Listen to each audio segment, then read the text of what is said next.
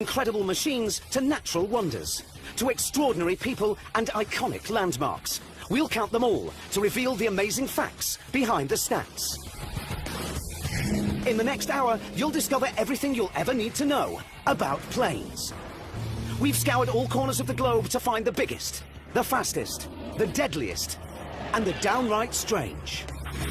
Stall.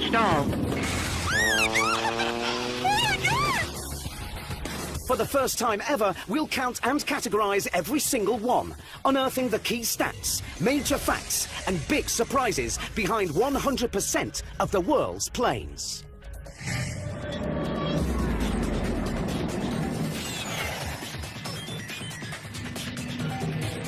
There are almost 400,000 planes on the planet, and here they are, categorised in our 100% count. But how does a plane make our 100%? Well, it must be heavier than air, so no balloons. It needs a fixed wing, so no helicopters. It must have an engine, so no gliders. And of course, it has to fly. So let's start our count at 0% and take a look at the findings of our first category. Well, they're glamorous, they're deadly, and there are over 30,000 of them, which means military planes make up 8% of all the planes in the world.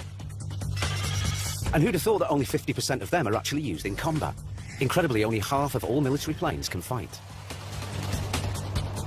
But what they lack in numbers, they make up for in some of the plane world's most impressive stats. Here are 3 deadly fighting machines from America. The F-15 Eagle didn't lose a single dogfight in 3 decades, making it arguably the most successful modern-day fighter. The A-10 Warthog has a face for scaring tanks and a gun for busting them. It boasts the world's most powerful aircraft cannon, firing more than 1,000 30-centimetre long bullets in under 18 seconds, so you'll certainly see it coming. Unlike this, the F-22 Raptor, one of the most successful stealth fighters ever built. There's nothing else to touch it. It's hugely agile, very, very powerful. It can fly a long way, it carries a lot of air-to-air missiles, it's got a superb radar. It's a very light aircraft, but it is a large aircraft to go a long way with a large weapons load. And of course, it's got its stealth characteristics. A very, very effective and impressive aircraft. So that's 3 American combat planes that rule the skies. But there's a challenger from Europe that claims it can do all of their jobs at once. This is the Eurofighter Typhoon, said to be the most versatile combat plane on the planet. An aircraft like this really does take your breath away. It's a phenomenal jet, it's a phenomenal feeling, and sometimes you can't really believe how lucky you are to be doing such a fantastic job. At BAE Systems in England, pilot Mark Bowman is going to put the Typhoon to the test.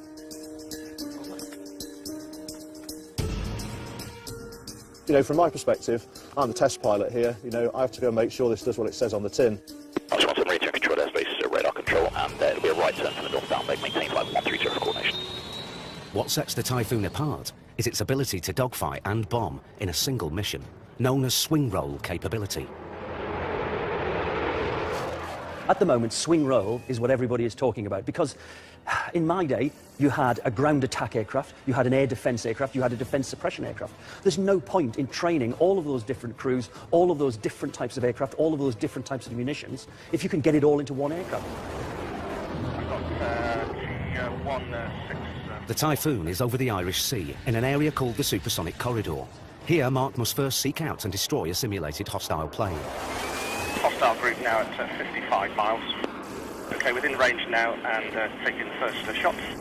The enemy is destroyed, and next in this multi-million-dollar machine's war game, the Typhoon turns its bombs on a ground target. 17, please call weapon splash. The target coming hard right, how did that look? Copy that, all in telemetry, looked good from where we are.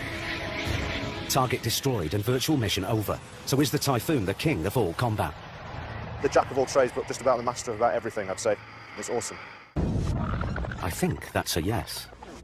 But the battle for air supremacy never ends, and the F-35 Lightning II reckons it can take the Eurofighter's military crown. It's still in top-secret development, but has already been dubbed the future of combat. It's stealthy, it dogfights, it carries cruise missiles, some even land vertically. The last of our combat planes are the heavy bombers. Here are our top 3. The B-52 Stratofortress is the biggest of the American fleet, carrying 32 tons of weaponry. But that's trumped by the Russian Tu-160, carrying a whopping 40 tons. It's the biggest bomber in the world. And then there's the B-2 Spirit. Its 18 tons may sound like small fry, but this stealth plane can deliver its bombs undetected and holds the record for the longest ever bombing raid from America to Afghanistan without stopping. It just reeks of technology. A flying wing. Why did they do that? Because they could. Next in our count, there's no shortage of pilots putting in the flying hours in the hope of getting their combat wings. That's why 29% of all military planes are used for training. But when you're flying a high-tech, high-speed plane, there's a lot that can go wrong. Here are our top 3 military plane escapes. Anatoly Kovacha is flying his MiG-29 at 180 kilometers an hour when one of the engines fails and he ejects.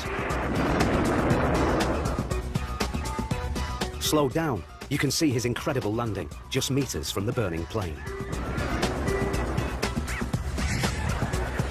Even highly trained pilots can make mistakes. Captain Chris Strickland is flying his F-16 near the Rocky Mountains in Idaho. But he's forgotten to recalibrate ground level at this high altitude location. Now he's turning towards the ground, but runs out of space. He ejects less than a second before impact. Amazingly, he survives.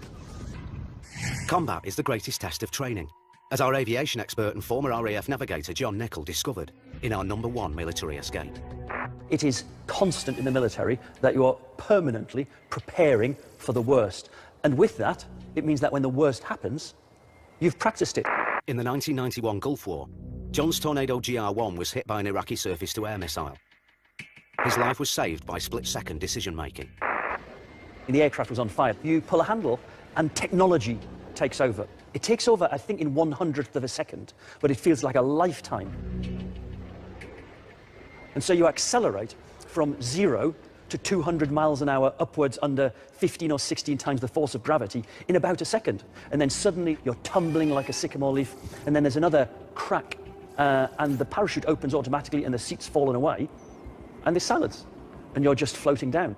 The ejector seat is the ultimate get-out clause. You really can get out of almost impossible situations, and your life can be saved. So which incredible military planes are still hiding in our 100% count? Our stats reveal 16% are transporters, the big boys of the military fleet.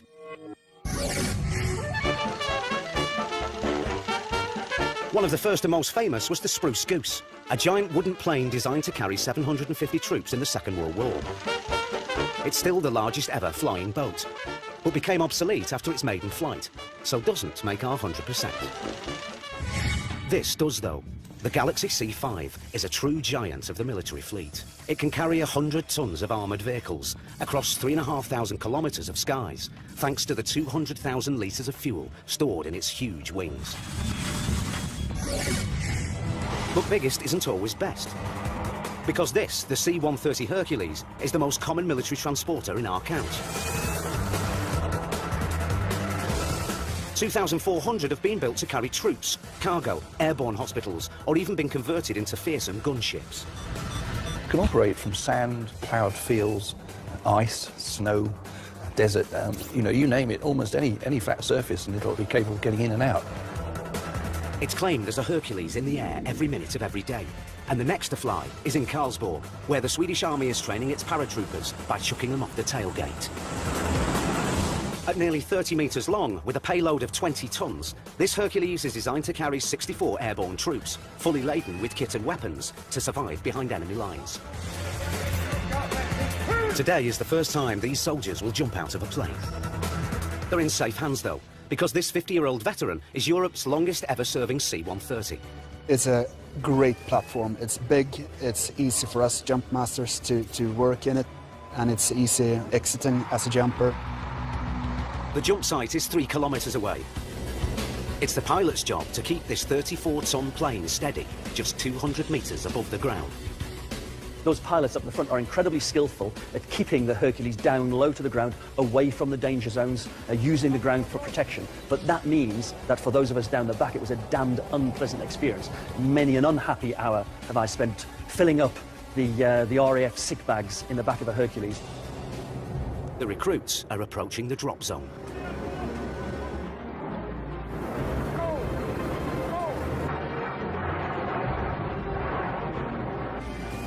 So far, so good. After leaving the C-130, the jumpers have just 50 seconds before they hit the ground. I'm looking if they have the right the body position before landing. Because the design has been so relatively simple, they've been able to continually upgrade it until an awful lot of operators have decided that the best replacement for a Hercules is another Hercules. The jump masters say their goodbyes to this amazing plane from 2 kilometers further up.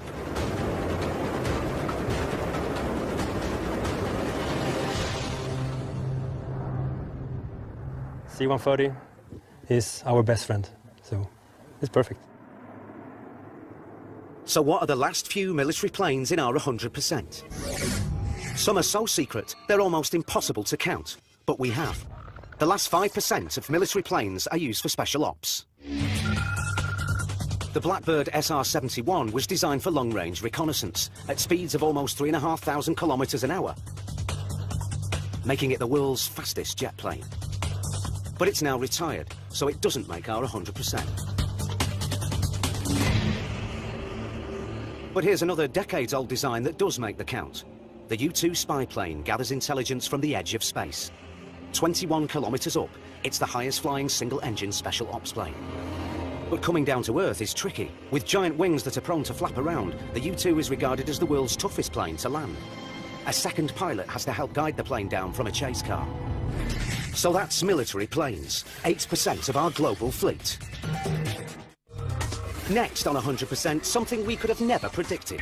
67% of all the planes in the world are flown for recreation. The stats reveal it's the biggest category, and a whopping 64% of them are used purely for fun. They come in all shapes and sizes, and are owned by amateur flyers and performers alike. And here are 3 of our favourites. The single-engine Cessna 210 is a plane with many uses. This particular one is helping 22-year-old Carlo Schmidt from Switzerland to become the youngest pilot to fly solo around the globe in just 80 days. Flying for me is the biggest passion I have. I was always dreaming about flying, and now I realize my dream to fly around the world, and it's just fantastic. Not your idea of fun? How about this then? When the pilots of the South Korean Air Force aren't flying military missions, they get their kicks in these T-50 Golden Eagles. These 8 planes were originally built as supersonic military trainers, but now they allow these elite pilots to show off their flying skills and make our count as fun planes. And here are 4 planes that have captivated millions of people. Almost 10,000 of these Boeing Stearman 75s were built in the 1930s and 40s. Their supercharged engines compensate for the drag caused by the wing walkers, making them the perfect plane for this unusual job.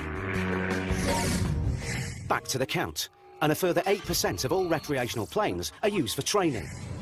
And proving that training doesn't have to be boring, it's the Pitts Special S2C, the most decorated aerobatic plane in the world.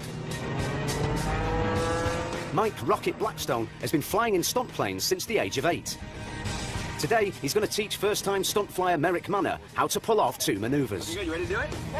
We go out there, we're going to go straight up, pull G's, do torque rolls, tail slides, fly inverted. You name it, this plane will do it. As of right now, it feels okay. Hopefully, once we get those G's rolling, I won't be having to use a stick bag over here. I hope not. Got it. Right, here we go. The Pitts Special can climb at almost 15 meters per second. 130, here we go. Oh, yeah. Woo! Look at us, going straight up. Awesome, huh? Yeah. Oh my gosh, we're so high. Pedals are pretty crazy, huh? Yeah. If you press on the right pedal, it forces the nose to the right. We're using the pedals to counteract the torque. The engine's rotating from left to right, which is forcing the nose to go left. The bottom line is you need a little right rudder as you're flying along to control that. So you feel like you're getting a little pressure on the right side to make it go straight. Time for Merrick's first stunt. Ready to try a roll? Yeah. Is your seatbelt tight? Yeah, it's tight. We're going to roll it to the left on the count of 3. To the left? 2, hard left 1. With a top speed of more than 300 kilometers an hour, the Pitts Special can roll at 360 degrees per second. That's a roll. What do you think? Oh my God! It's so cool, right? Yeah. Awesome. Ready for a loop? Ready for a loop. We're going to dive down. Time for the second stunt. Now we're going to pull straight back. We're going to put some G's on this thing. You ready? Okay, so we're diving down right now. Diving down, nice smooth push. Right now? Forward, hold that angle, hold it just like that. There's 180. Tighten up your stomach. We're going to give you some G's. Okay. 3, 2, 1 from 200. Pull straight back up. Pull harder. Look out the right side. Look out the right. We're going over the top. Tip your head back. Look at this view. Look straight up. Look at this. Look up. Tighten up your stomach and pull. Give me some more G's. Right through the smoke. Yeah. Beautiful. Sweet. We went upside down, and so it was like negative G's, right? And so we pulled, this was crazy. This is probably the hardest one. But we pulled under, and then we went through like this, but it was still pulling me up. So it was like defying gravity, and then we went all the way back down. It was amazing. That's the lesson over. And now Mike and his fellow pilot, Ron Rapp, in his extra 300L, are going to show what these stunt planes can do in the hands of experts. I think with an aerobatic pilot, you've got to be very supremely confident in what you're doing, because it is quite dangerous, and you're deliberately putting the aircraft right to the flying limit. Reduce your power slightly.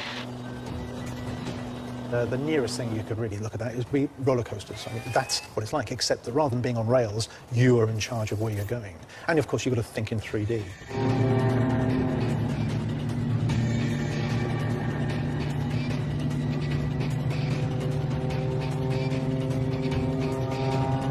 I don't get the enjoyment. I don't understand why you want to throw yourself around the sky.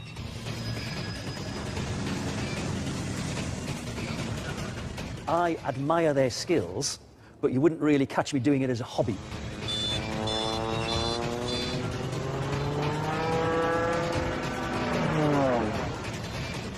So aerobatic flying looks absolute madness. But our next stat sounds completely mad. Our 100% count shows that a massive 12% of recreational planes are homemade. Many pilots use kits, like this Zenith CH-701.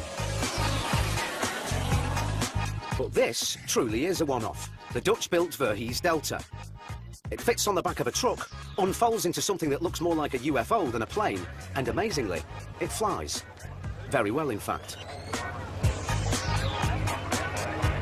And can you imagine which type of plane is the smallest of our entire fleet? Making up the final 16% of recreational planes, it's microlights. There are more than 40,000 microlights on the planet, which means there are around 40,000 people who think it's fun to strap themselves to a lawnmower attached to a hang glider. So that's the vast array of the world's recreational planes, all present and correct. Next in our 100% count, a category of plane on the front line of aerial operations, emergency and utility. They're absolutely vital, but account for a tiny percentage, just 1% of the global fleet. And a massive 79% are working planes. Like these crop sprayers, but they're not exactly life-saving, unless you're a field of corn. These next aircraft, though, are real heroes of the skies. 4% of emergency and utility planes are aerial firefighters. Wildfires blight every continent outside Antarctica.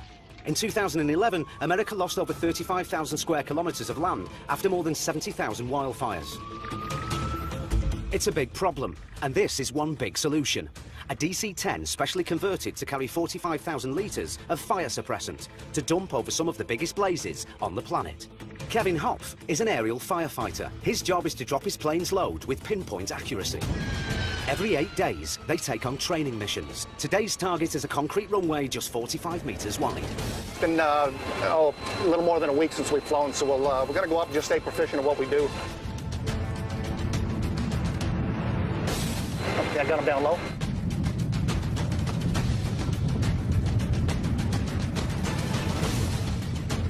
Go flaps 35, set speed 150. This will be a low approach, guys. We'll go down to about 3,100 feet. Okay, stand by. Pre-drop checklist complete.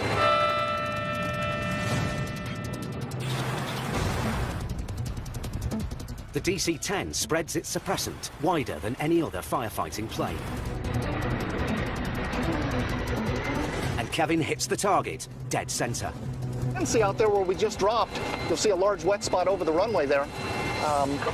Yeah, pretty much went right where I wanted it to go. Yeah, it was a good day. That if we'd have been on a live fire, I think we all would have been real happy with that drop. Soaked the runway, didn't it? Next in this vital category, air-sea rescue planes. At only 1%, you'd think there'd be more of them. But most ocean rescuers use helicopters, leaving just a few seaplanes, like this Japanese Shinmeiwa US-2. And how reassuring is this? The final 16% are used by flying doctors. These medics are part of the Royal Flying Doctor Service in Australia. They fly almost 27 million kilometres each year, helping move over 40,000 patients in need. So that's emergency and utility planes, saving people, forests and fields of corn the world over. So far on 100%, we've counted thousands of military, recreational and emergency planes. Next, a very familiar type of plane, but the stats are surprising. Since the 50s, we've enjoyed an ever-increasing love affair with passenger planes. So much so, there are now 80,000 of them in our count. But that's still only 21% of all the world's planes. But the real revelation, most of them are executive planes, making up 62% of the passenger fleet. For those of us without private jets, it's reassuring to discover that many executives travel on small prop planes, like this Beechcraft Super King Air. But the top end of the market is dominated by lavish jets. This is how the super wealthy fly. You know, what they expect is pretty much what they demand on the ground, and that is literally to have basically every whim catered for. And they can do that because we are talking about some of the most powerful and recognizable people in the whole planet. Business tycoons, CEOs, performers, athletes, celebrities, pop culture icons, when they get in the air in a private jet, they don't want to have any worries. These charter services are in business to cater to their every whim.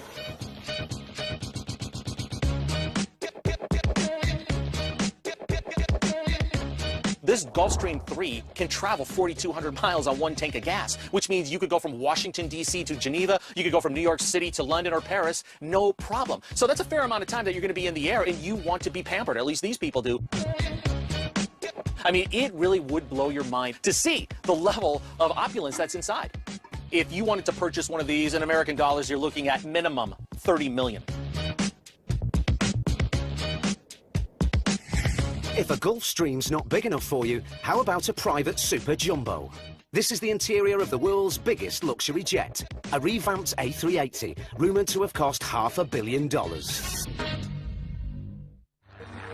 Next, on 100%, some luxurious planes that are not quite as exclusive as the big executive jets. The 10% of passenger planes called light air taxis.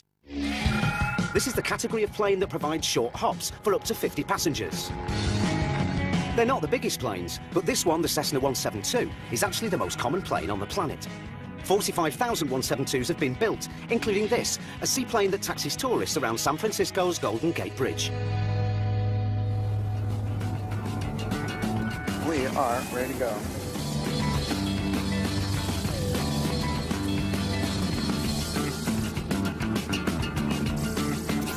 It's a very versatile airplane. It's not the fastest, it's not the most aerobatic, but at the same time it does everything right. And if you've got your license, you can jump on these airplanes, it's easy to fly. Yeah, these airplanes were built in the late 50s is when the 172 started, and they're still making them, so they're still in production to this day. This is one of those jobs where it's not difficult to get up and go to work every day.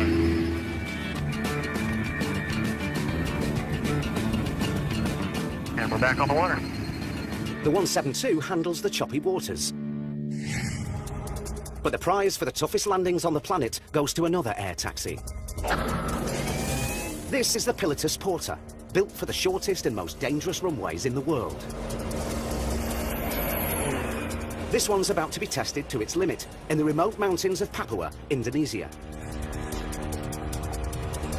Pilot Sven Imsen must land on runways cut by hand into the mud at villages surrounded by dense jungle. It's obviously a tropical island with huge mountains, so we got humid air that has to go up, and that creates all this weather around us. There's enough hazards out there that can bite you. As soon as you think you know everything about flying, stop, because that's when you get killed. For his 6 passengers, the Porter is a vital lifeline.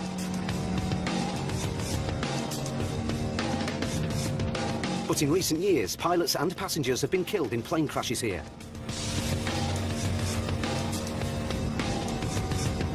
Dangerously slow speeds are the only way to land on runways this short. And and Sven has to virtually stall the plane on the approach.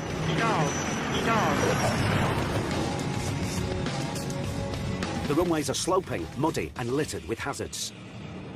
You can see the picks over there. Well, there is no way we can go around, so we just plow through them. That's the only option we have, either them or us. So far, I killed about 5 picks with the porter. It's Sven's final mission of the day. A villager needs medical attention fast. He has to go to the hospital in Navere, and the other guy is his escort. The hospital is 53 kilometers away. The end of the runway is only a few meters away, but it's no problem for this plane.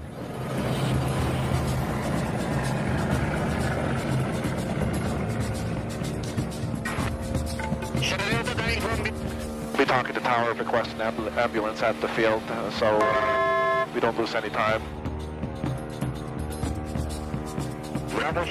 The porter's final landing of the day is also its easiest.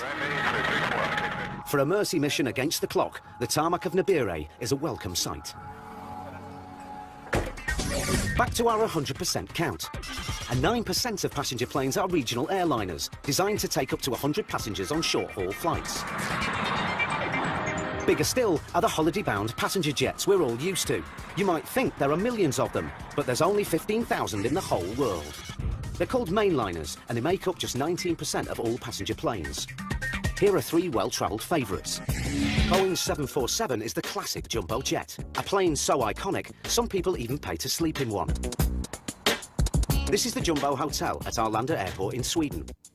Sporting views of the runway and a penthouse fully equipped with a steering column and thrusters. This is the only jumbo jet in the world that's rebuilt to a hostel and a hotel. And right now we're in the cockpit suite. So you can actually sleep 2 people in here, and you can pretend that you're a pilot. It's cool. The Jumbo is no longer the biggest. That accolade goes to the Airbus A380.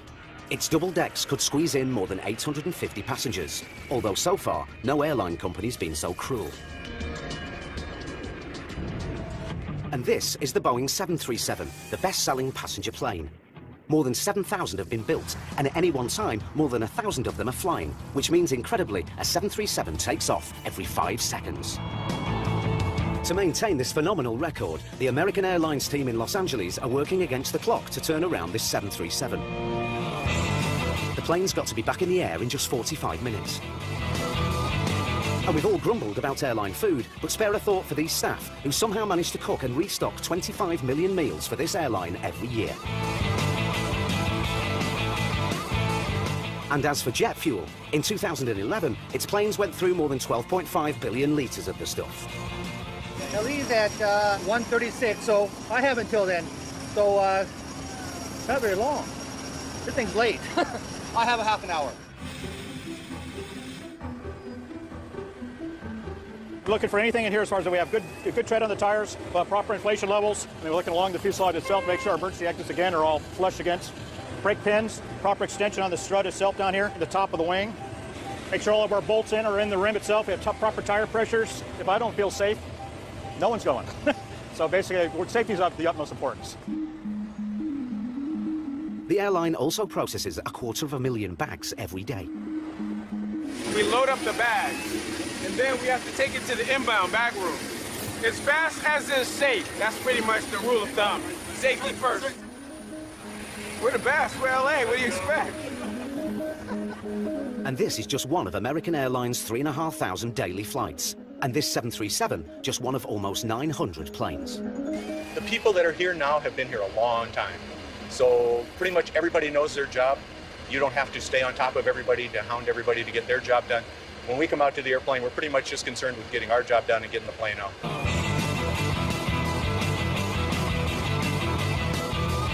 Now prepped and ready, it's the small matter of a 3,500 kilometre hop to Toronto.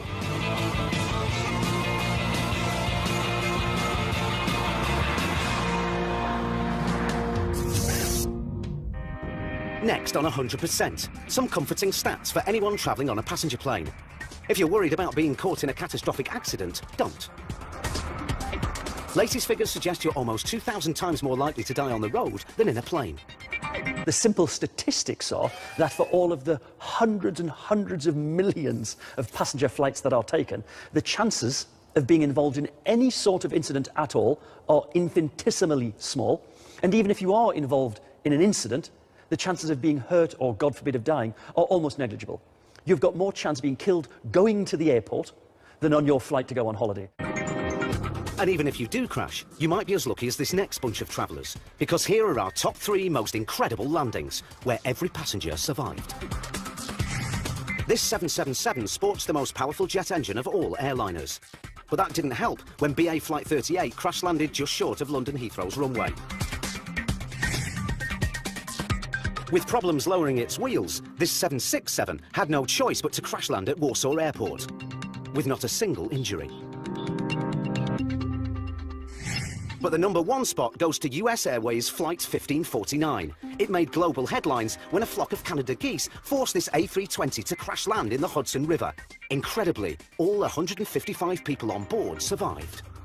That was probably the nicest landing I've seen since the very first space shuttle landing back in 1981. And the aeroplane came to a stop, a nice flat stop on the river, and just sat there for long enough for 152 people to get out of it and then get taken off without much more than getting slightly wet feet as the back end of the aeroplane began to sink.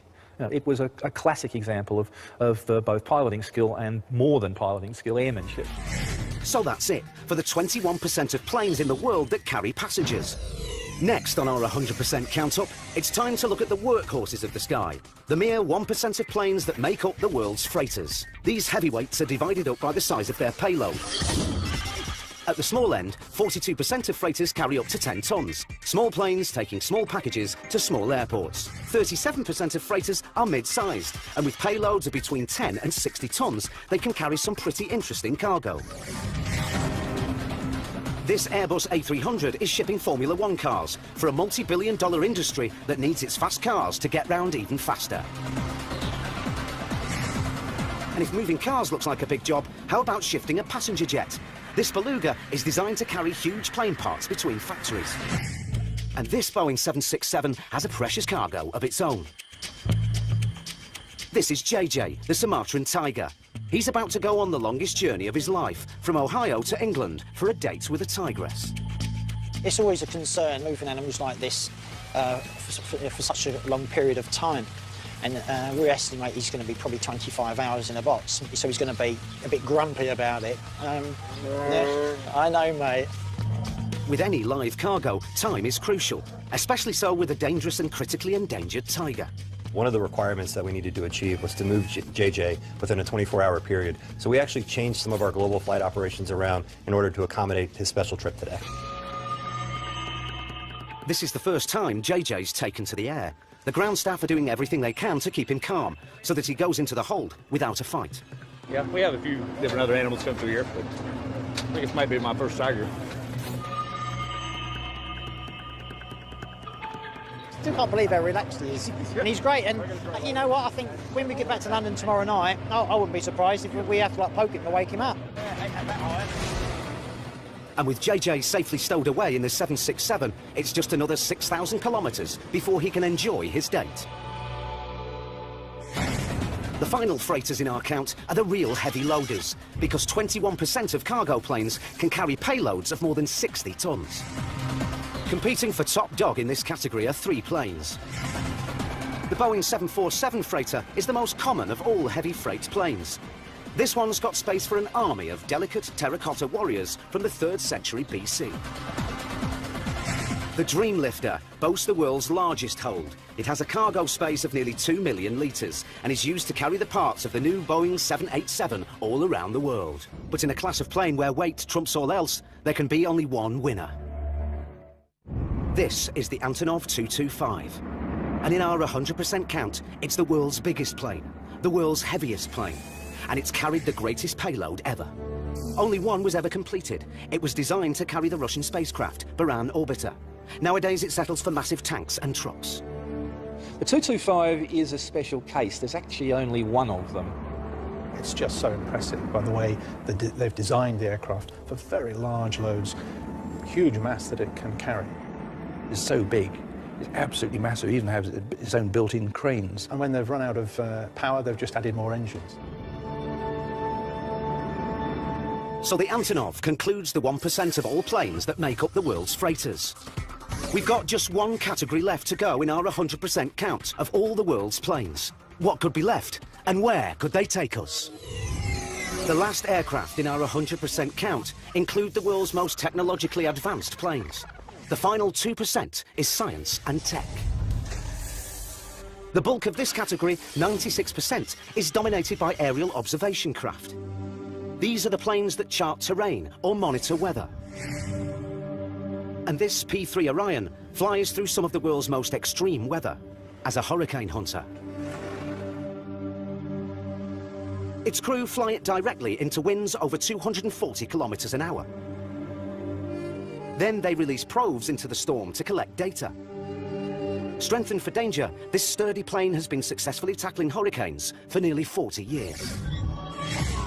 Next are the 2% of science and tech planes classed as testbeds. These are the planes that try out new aviation technology. Like this Jetstream 31, used to test software that one day could allow ordinary planes to fly completely unmanned. And some of the most cutting-edge aviation tech is top secret. The final 2% of our final category is the prototypes, the planes that could change the face of flying forever. This is the Solar Impulse from Switzerland. It can fly across continents and never needs refueling because it's solar-powered. In 2012, it set the record for the longest solar-powered flight when it flew 6,000 kilometers from Europe to Africa and back again. This Ariane supersonic business jet certainly isn't as fuel efficient, but it's claimed it'll travel much faster than the Solar Impulse. It's still in development, so hasn't quite made our 100% count yet. One day it hopes to be the world's fastest executive jet, with speeds of 2,000 kilometers an hour and an equally impressive price tag of $80 million. Or what about a future plane that's been on the drawing board for half a century? The flying car was a 1950s dream. It was hoped that this would be the future of personal travel. 50 years later, this, the Terrafugia Transition, is one of the first genuinely viable flying cars, because owning a separate plane and car is so last century. I think the ability to fly around in a truly personal way has always been a dream. It sounds fantastic. We'd all love to do it. I'd really like it. You know, I'm like many people. Well, it's the year 2000, where's my flying car? We've got a vast majority of people who can't drive their own cars properly on the road.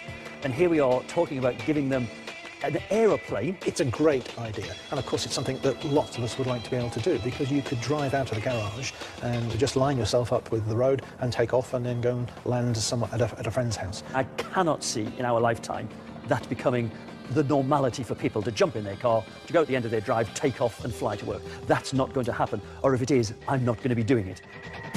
And here's the last plane to stake a claim for inclusion in our 100%, the Boeing X-51 Wave Rider. It uses a futuristic engine called a scramjet and is designed to travel at over 6,000 kilometers an hour. It sounds like pure science fiction, but on the 26th of May 2010, it flew at 5 times the speed of sound, achieving the record for the longest ever hypersonic flight.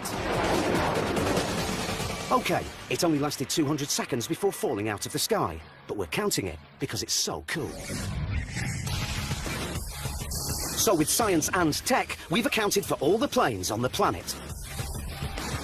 The incredible, the powerful, the fun, and the truly futuristic. Now we know how many there are, where they are, and what they do. We know 100%.